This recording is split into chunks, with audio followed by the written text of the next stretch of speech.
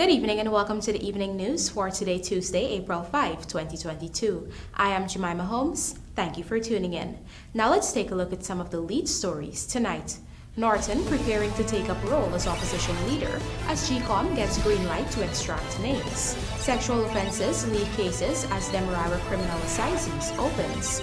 Mother of 6 killed by speeding minibus at PENITENCE. 16-year-old stabbed to death in ALBOUYSTOWN. And after a 2-year hiatus, BERBICE EXPO returns in October. Now for the news in detail. With representative of the APNO AFC list of candidates, David Granger, writing GECOM on filling the opposition vacancies in the National Assembly, PNC leader Aubrey Norton is preparing to take up his role as the country's newest opposition leader.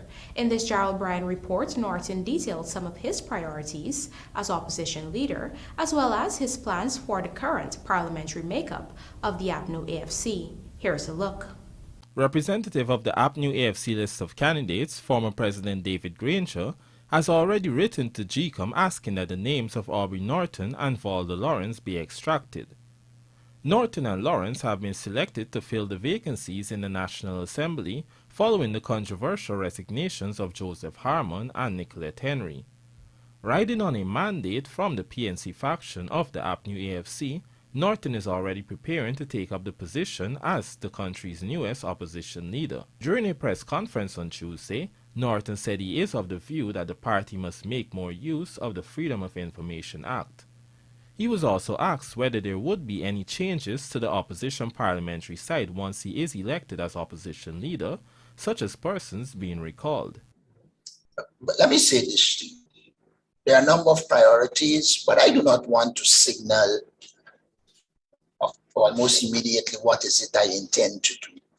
I am going to meet with all our members of parliament shortly, and the ideas I have will be put. We will then discuss together and work a way forward. Mind you, it is not solely the leader of the opposition. It has to be a collective effort in which all persons will contribute. I don't know what you mean. If you're talking about changes in terms of portfolio, etc., yes, they have to be, because at least 2 persons would have left, and it seems self-evident to me that there will have to be changes. According to him, he has not considered recalling anyone, and this will be something that has to be dealt with by the party. Norton also spoke about what factors were involved in the selection of Lawrence to accompany him to Parliament. This is an issue that was discussed at various levels in the party. At one central executive, I think I did point out clearly that there is need for a finance person. Additionally, I consulted with, even though it is not a prerequisite, but GAP, Natural Front Alliance, and even before that, I also engaged the AFC. So I think it is as a result of a number of processes that I consider to be important in the process. There was meanwhile some controversy as it relates to the letter from Granger to GECOM, since the signature on the letter differs from the official signature Granger used as president. However, it was explained by a spokesperson for Granger that the letter to GECOM carries Granger's electronic signature, which has always differed from his written one. Gerald Bryan, The Evening News. A total of 354 cases are listed for hearing at the criminal session of the DEMERARA Assizes, which opened this morning. Leading the number of cases is sexual offenses. Lawanda McAllister tells us more. Justice Sandal Kasoon, together with Madam Justice Joanne Barlow and Madam Justice Priya Sunarayan Bihari, are scheduled to preside over cases during this session. With a total of 356 cases listed for hearing, the majority are sexual offenses at 174. There are 75 murder cases. Those persons are incarcerated. 174 of those cases are for sexual offenses. Sexual offenses are prevalent, and their they contribute to the largest number of cases listed for hearing. According to the DPP, investigations in Guyana are paper-based, and she's hoping to end those files being used to investigate matters. They are based on paper files that are compiled by the police at investigations. Files continued, despite COVID, to come to the office for legal advice, and we continued to give advice despite the possibility of the paper being contaminated. As a result, the papers had to be sanitized, and therefore this took a little longer for us to give the advice. She said it is a great effect on the magistrate's court, where all criminal cases are heard. It is then passed on to the High Court and the Court of Appeal. Aliak said for the system to be changed, reliable internet service and trained personnel is needed. She said that once an electronic system is in place, only the DPP, police and judicial system will have access. I look forward to the digitizing of the system, whereby we can get files electronically, we can give advice electronically, and we can continue with the virtual hearings so as to ensure the safety of the staff who are dealing with the files. This is not only the staff of the DPP's office, but also the staff of the court. For the evening news, Luanda McAllister. Although the COVID-19 pandemic came with its challenges, it came with some good, forcing the local courts to adopt modern technology, thereby improving the efficiency of the judiciary. Luanda McAllister joins us again with the details. When the pandemic hit the shores of Guyana in March 2020, those in the judicial system were tasked with reimagining how to administer justice. In the past, the judicial system relied almost exclusively on in-person proceedings and paper records to conduct its daily activities. But today, as a result of the pandemic, the judiciary is now embracing technology in the conduct of its daily business. At the ceremonial opening of the DEMERARA Criminal Assizes on Tuesday, Chief Justice Roxanne George listed the positives that emulated in the courts as a result of the pandemic. The main positive has been the utilization of technology to support our court operations. We are focused on building out the technological foundation that will undergird the operations of the Supreme Court. The pandemic has also allowed us to reassess case management in the wider sense, so as to provide a more efficient service. In this regard, our website, including an e-filing mechanism and a Facebook page, were developed. We have benefited from partnerships with the government of Guyana, the governments of the United States of America, Britain and Canada, along with the Juris Project, UNICEF and the National Center for States Courts, in rolling out the use of recording systems, video conferencing facilities, and the container courts that allowed us to rapidly transition to virtual court hearings and the resumption of jury trials. The High Court will also benefit from enhanced court systems based on technology. The Bar Association has been very supportive, with the Secretary of this association, Mr. Keoma Griffith, being an integral part of the development of the case management system for the magistrates' courts. And this will be a digital system of filing and hearing of matters. She added that the Supreme Court is on a transformational trajectory that will see the rolling out of new courts that are technologically advanced. Going forward, we will have to discuss how we can best continue to utilize virtual hearings, because, without a doubt, they are here to stay. Meanwhile, the Attorney General and Minister of Legal Affairs Anil Nandalal, during his address, said the pandemic did not only force the courts to adopt technology, but it led to the expansion of several courts across the regions. Now that the country is returning to normalcy, Nandalal said the courts should never return to the way things used to be. And I say that a blend of what obtained before, coupled with the system which we have implemented, should form an integral part of the new normal to propel the machinery of justice. Virtual courtrooms have the ability to instantaneously transport judges, magistrates, attorneys at law to courtrooms, and when the hearing is over, they are immediately transported back to their homes, offices, cars, or the local bar. This reduction in time needed to travel allow these officers to shift focus to other matters much quicker. Lawanda McAllister for the Evening News. An injection of $158.2 million in medical supplies for Guyana through the Japanese government will see 13 hospitals benefiting from enhanced services, which will have a direct impact on some 10,000 residents. Rupa Sinarayan reports.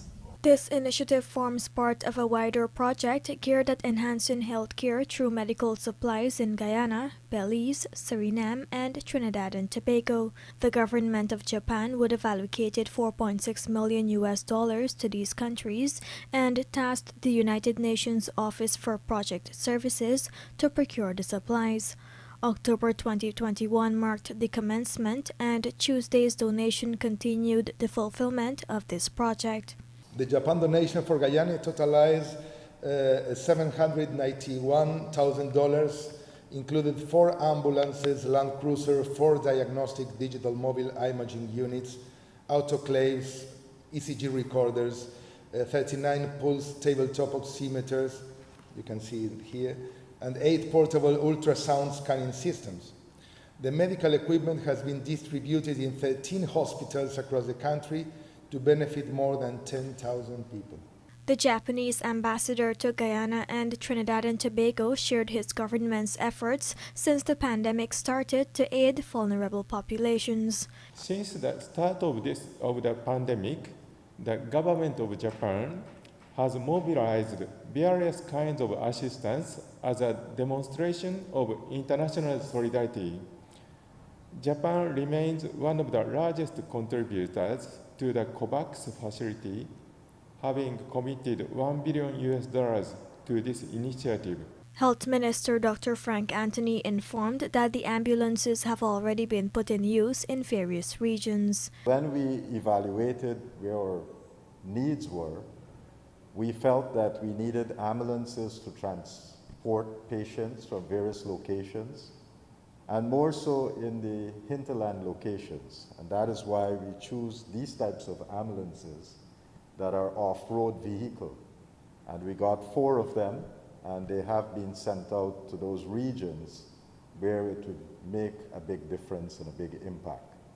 So those ambulances have started to work and have been working, and they have already started providing services to a lot of people here in Guyana. Rupa Sinarayan, The Evening News. Guyana has recorded 10 new cases of the novel coronavirus, taking the total positives detected to date to 63,283. There are 9 persons in the hospitals, 5 are receiving care in the ICU, while 68 are isolating at home. A total of 19 persons are in institutional quarantine, while recovery stand at 61,975. The death toll remains unchanged at 1,226. Coming up, family suspects foul play as body of missing fisherman recovered at Oriala, and 18 Guyanese women complete ExxonMobil Foundation's Global Leadership Training. Do stay with us. More news ahead.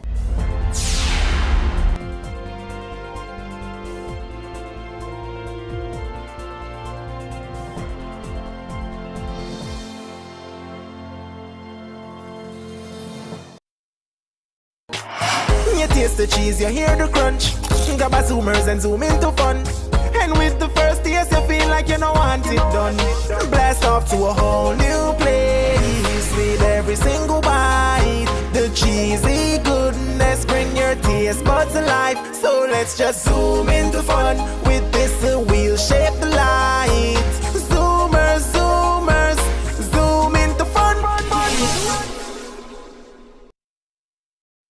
Looking to bring your dream home to reality or simply taking on a home improvement project? Then National Hardware Limited is where you should start.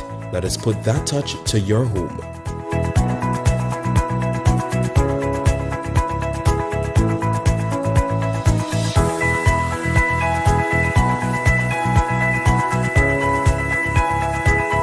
Choose from over 1,000 Berger Paint original hues for any surface.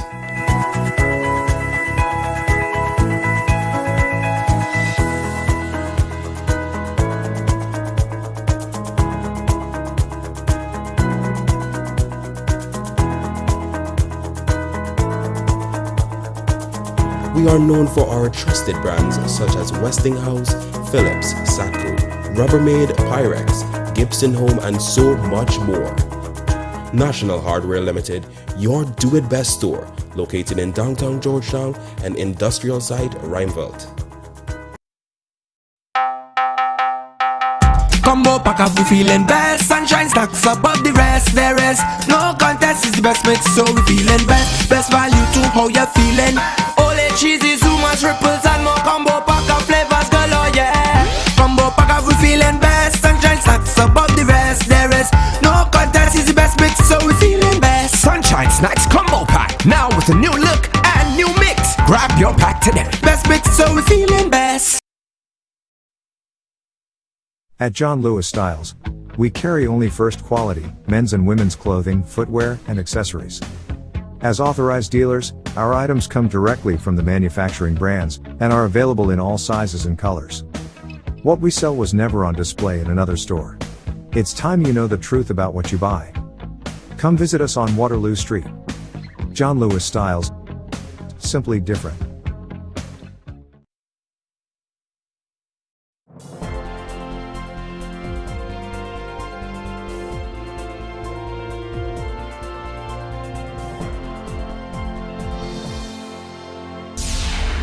Welcome back. You're watching the evening news. A 59-year-old mother of 6 was this morning killed by a speeding minibus at PENITENCE, Georgetown. The woman, who worked as a vendor for the past 20 years, was riding a motorcycle at the time of the fatal crash. Shane Marks has the details. The 59-year-old woman Deborah Salikram, also known as Auntie Suki of 85 West Wrongville Estate housing scheme, was making her daily rounds on a motorcycle at PENITENCE, Georgetown, when a speeding minibus collided with her. As a result of the impact, the woman was reportedly flung some distance away from where the collision actually occurred. She died on the spot and was pronounced dead at the scene by a doctor. This newscast spoke to the family members of the now dead woman, who are demanding justice from the Guyana Police Force. Well, it's get justice from them, see, because the person who caused the accident, he got to be wrong, because both of them coming from the same side. And when she turned it through Middle Road, as far as I know, he hit she, and it's on the rear side he hit she, it's not on the outside side. Yeah, she was at the market purchasing things, so she walk and then she coming home. Moreover, the woman's grieving daughter explained that her mother's passing is a great loss to the family. Oh God, like, I can't even know what to tell you. Like, my mother had everything done. This all I can tell you right now. Me know how we continue and what we doing, or I know nothing really as of now. After yesterday, my mother went in town buying and saw the last is she 5:30. She's now me do everything for the children, buy everything, food, drink, anything for them, carry them to school, bring them, everything for them. She's just walk for the children. She really had no reasons for walking or selling, but she used to do just because she want to look after them. Really, really hard. I just want to look into this matter, make sure that even if you know you're wrong or what, that he got pay, that he got get locked up, he got serve, he got do. We gotta get time, we gotta get locked up. It was only some 4 years ago that the woman's 25-year-old son died after also being struck down by a minibus. Salikram was a mother of 6 and a grandmother of 10. A breathalyzer test was conducted on the driver of the minibus, but no trace of alcohol was found in his system. Shane Marks, The Evening News. Shane Marks joins us again to report that the family of a 16-year-old lad has been plunged into a state of mourning after he was stabbed to death on Monday at Hawk Street and Independence Boulevard, ALBOUYSTOWN, Georgetown. Here are the details. Dead is Isaiah Smith, also known as 6 of Middle Road, Penitence, Georgetown. Police stated that on Monday at about 14 hours 55, the now dead young man and others were sitting on a bench in close proximity to the suspect's dwelling place. The 45-year-old man reportedly asked the teenagers to remove, but the victim refused. This resulted in an altercation between the suspect and the teenager. It was during the argument that the suspect whipped out a knife and stabbed the victim in the upper left abdomen. The injured young man reportedly ran a short distance on Independence Boulevard before he collapsed. Smith was then taken to the Georgetown Public Hospital Corporation, where he was pronounced dead on arrival. A friend of the dead teen, who requested to remain anonymous, recalled what happened. Yesterday when they come to my door, I see the blood in front of my door. When I come outside now, I observe my friend up on the ground, farming for breath. I observe now, you're not getting a vehicle take so long for come for carry the hospital. You're not getting a person for come as rent assistance, the carry. But to show you, that had a long bereavement before this, and the man tell you can stick and gum. And now, he come across here, he buy his cream and a ping pong. Like, you don't get the man come and say, you don't want nobody here. And he using some F word. So the man get up and say that, that's how we stop the people. And Satan, the man get up and rush. When I expect you to get stabbed, and the man just stab you, and he run for the rescue and he fall down. When he gets stabbed now, he just come out and say, look, and he fall down, he haven't breathe nothing. But when he went down die, we never put the bridge ready. And mostly blood when he was he's fine, you know? Blood drain out to him. And it was very sad because the woman was very bad because it's chewy ribs. Eyewitnesses posited that this is not the first time that the two have been in an altercation. The suspect is known for his disdain towards the teens in the community. In a video shown to this newscast, the suspect was heard uttering death threats at the young teens. The now dead teenager attended East Roundville Secondary School but dropped out due to the COVID-19 pandemic and worked with small contractors in the community. The teen's family calls for justice. Shane Marks, The Evening News. The body of a 42-year-old quarantine fisherman who went missing on Sunday and was feared dead was this morning recovered from the Quarantine River in the vicinity of Oriala, Region 6. Our BERBICE correspondent Andrew Carmichael reports that family members are of the belief that foul play might have been involved in the man's demise. Here's more. 42-year-old Shani Jagasar of Albert Street number 79, Corriverton, BERBICE, who worked as a fisherman, on Sunday morning left the Springlands foreshore along with the boat captain in a wooden vessel powered by a 40 horsepower engine. They were headed to Oriala village to engage in fishing. Later that afternoon, the captain returned to shore and reported that the man fell overboard and went missing. This morning, the body was recovered in the Quarantine River in the vicinity of Oriala. According to the dead man's aunt, Jagaswar and his employer were involved in a heated argument some 3 weeks ago. His aunt said it was she who prevented the fight from further escalating. She said she was told that the two were also involved in an argument the day before they headed out to sea. But that body had mark of violence, in it. It had a black and blue mark on his back and on his hand. So this body didn't clearly show that this guy was drunk as normal, but they wouldn't say anything. And then, absent our concern, they moved the body from one place to another without the family concern. And now, well, what the police told me, one time they told me we can take the dead and carry it to a different parlor. And then at the end, they turned and said that the police is the dead is in police hand, is not our dead. That until they finish postmortem, then we can know. And they didn't tell me when they're dead, we're gonna postmortem. Meanwhile, the boat captain was taken into custody and is assisting with the investigations. However, family members are not satisfied with the way the matter is being handled and feel that there is undue interference by the boat's owner. We don't know what next is going on, but this is kind of frustrating for us because it seems like everything going away right now is It's like how that guy have money and he look like he paying his money to do whatever he want to do. The owner for the boat, he look like he paying money, so nothing going as our favor. It going as his favor right now. The body is currently at the Skeldon Hospital awaiting an autopsy. Andrew Carmichael, The Evening News.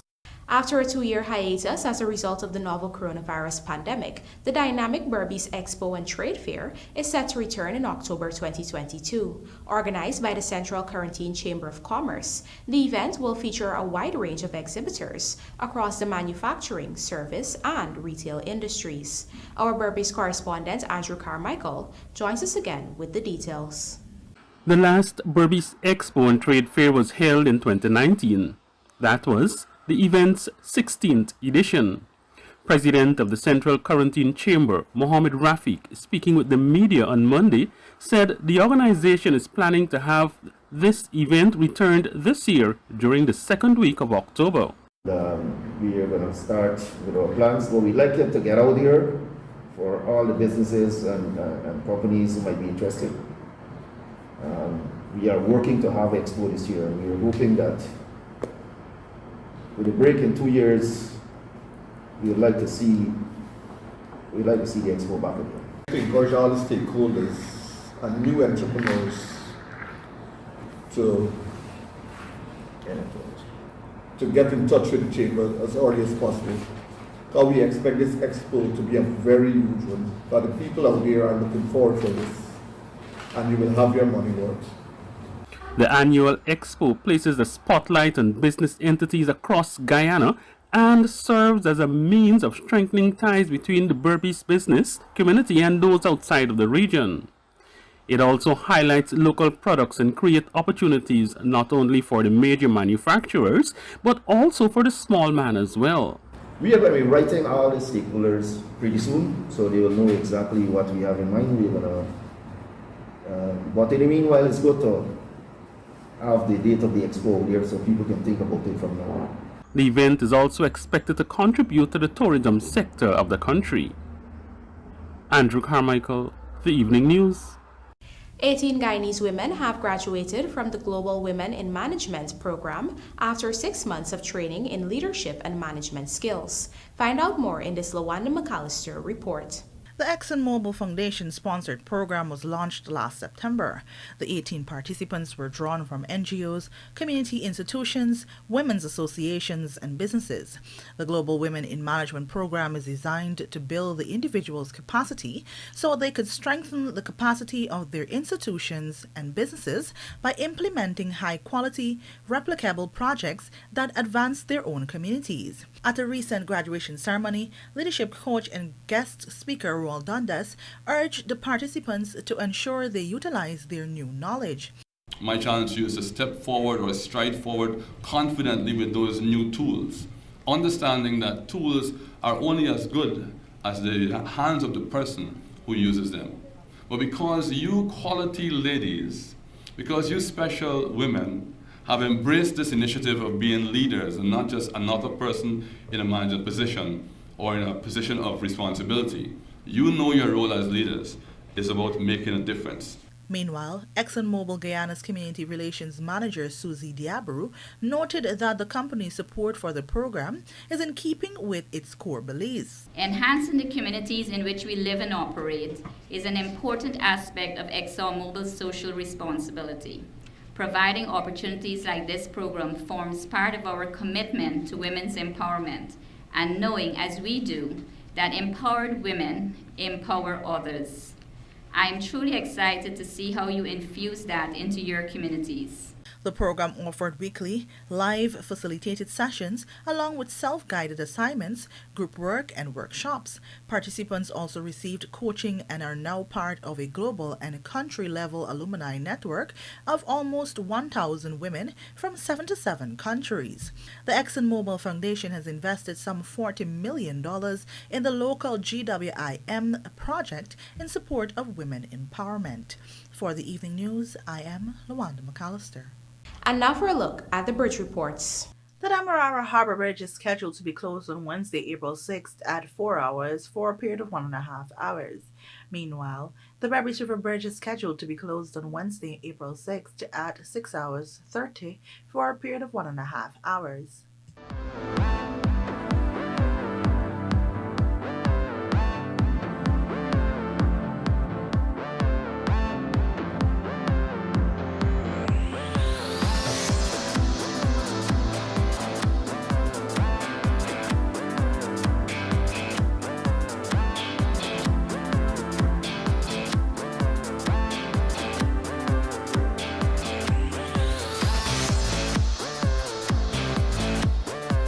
Paul ecstatic to return home to Guyana Amazon Warriors, and Harvey hoping to make the most of first crypto outing. Details of these stories and more in the Sportcast, sponsored by Macorp, coming up on the other side of the break.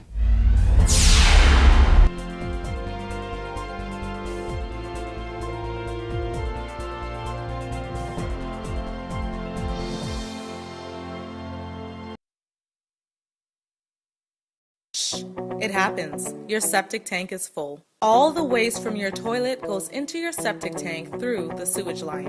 When your tank is full, the two most common indicators are an overflowing tank and an overflowing toilet. It is recommended that Sevon's Waste Management empty your septic tank every 2 to 3 years to avoid any embarrassment. And before you can say, shh, it's gone. Call Sevon's Waste Management today at 218-1455 or 218-1150.